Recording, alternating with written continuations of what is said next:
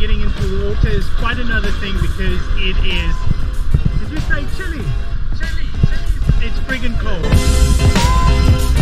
I like the suit. It's working. Alright, so the water is cold. Okay.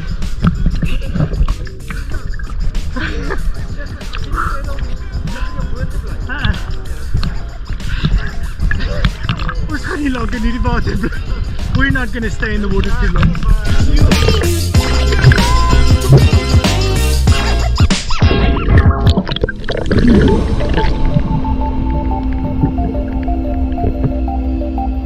Even with visibility in the water being very poor today, diving at Gericus Point will always be a treat. There are a lot of marine life, and the combination of rock formations and sandbed is breathtaking. But during our dive, Benny spotted some lost fishing gear, and as he was kind of entangled in it, he started cutting it loose and gathering it.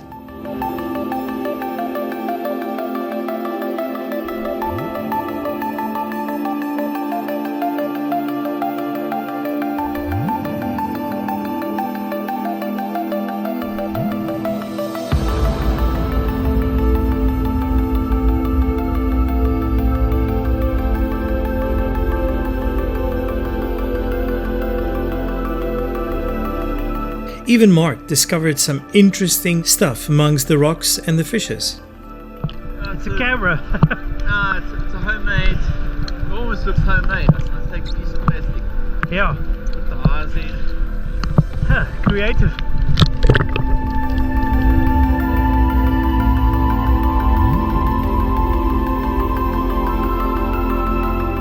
When we're along the southern Cape coast here, we've got a whole lot of factors that play a role. So we've got flux in temperatures, and we also have different currents going past. So the primary current is the Mozambican current coming through, but when we have strong southeasterlies coming in, then what we do is we get an upwelling, and that's exactly what we experience with that dirty water. So it comes in from deeper, it's much colder, some of the algae that's in the water dies off and it's just suspended in there. The natural occurrence, this is what all your big filter feeders feed on, so think of whales and that sort of thing, filtering the plankton, but then also a lot of your bivalves and that.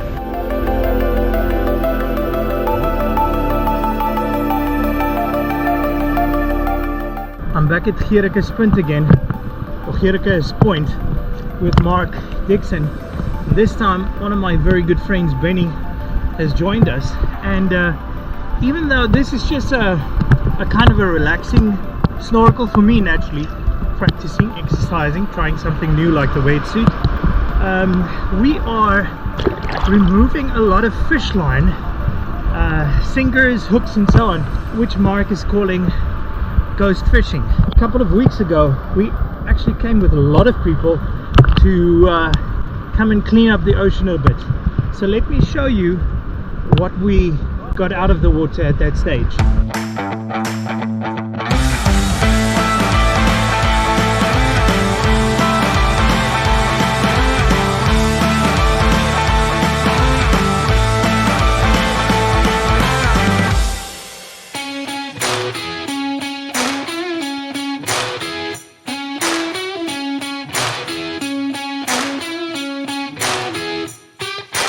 I'm with the Strandloper project, and they're actually going to snorkel to clean up the bottom of the ocean in the Gericus Point area. You'll remember we snorkeled there a couple of times.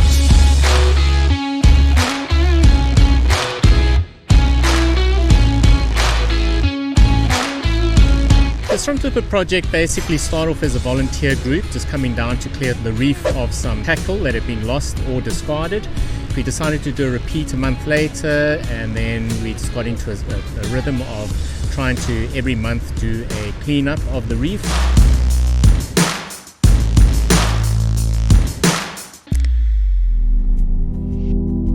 This is officially my first time snorkeling and diving in the open ocean, and as you can see, I am absolutely having the time of my life.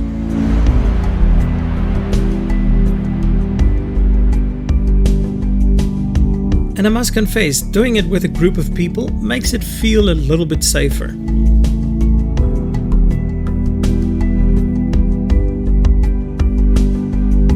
when fishing tackle gets lost, it doesn't just stop fishing. It's out there, it's just not someone managing the fishing. Then we started getting what we call ghost fishing. The tackle gets snagged on the reef, the baited hook floats up above, and it attracts a fish. It gets caught on there, and because it's stuck on the reef, it can't swim away, it dies, and then it becomes bait for that. And they just carry on fishing, and that's called ghost fishing.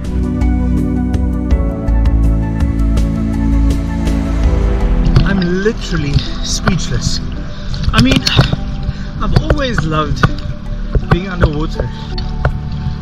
The couple of times that I had the opportunity to do that. But today, this is something totally different. This truly is the stuff that I was dreaming about. But let me go show you a little bit more. I'm enjoying myself too much, I think.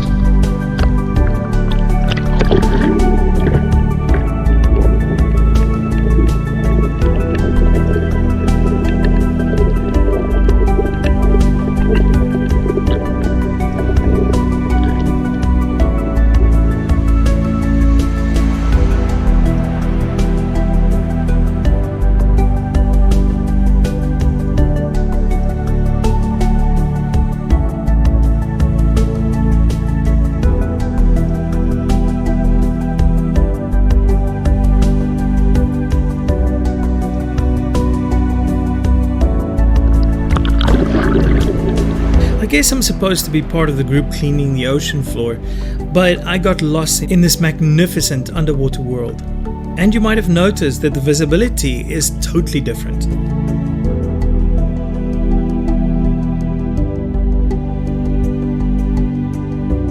But let's get back to our mission. These are floating buckets for all the lost fishing gear and garbage that everybody gathers.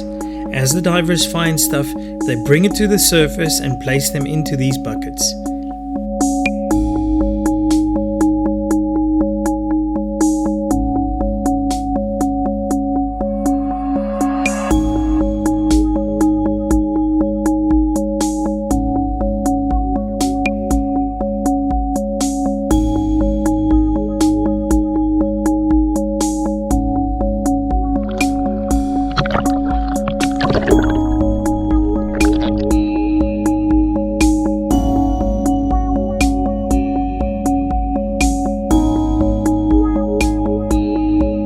I followed Mark around for a while.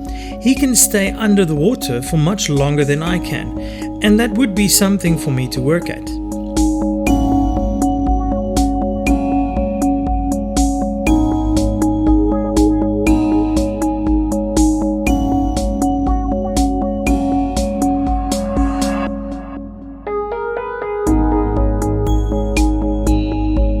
As everybody searched and cleaned, Mark recorded everything with his GoPro, as well as some amazing marine life along the way.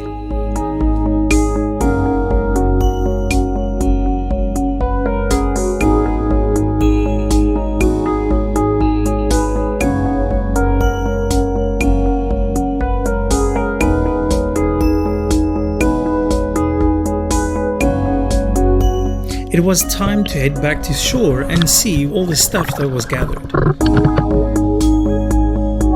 So Mark, what did we get? Yeah, we got quite a bit of trash.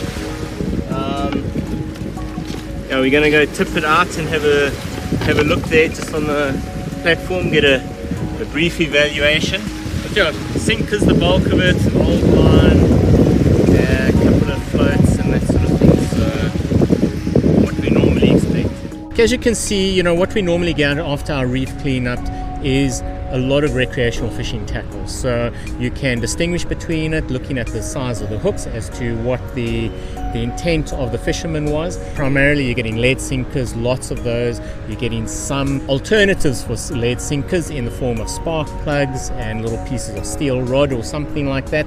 And then also you start getting more and more, in addition to the monofilament, we're starting to get a lot more braided line coming in as people are trying different setups with the braided line in thetheir tackle setup.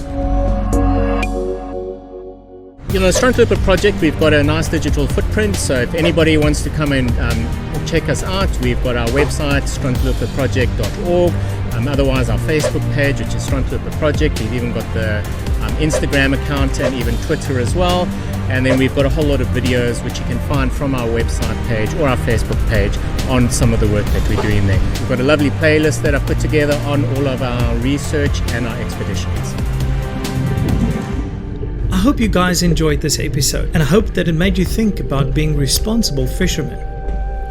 See you again in the next episode, and remember, as always, please like, subscribe and share.